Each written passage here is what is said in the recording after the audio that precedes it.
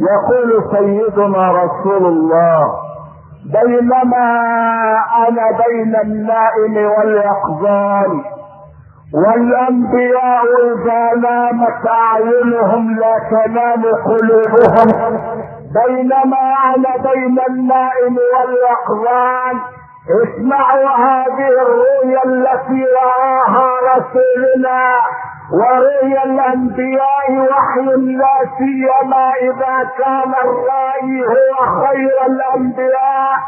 يقول: بينما انا كذلك اذ اتاني جبريل وميكائيل في المنام، فقال جبريل لميكائيل: زنه يا ميكائيل.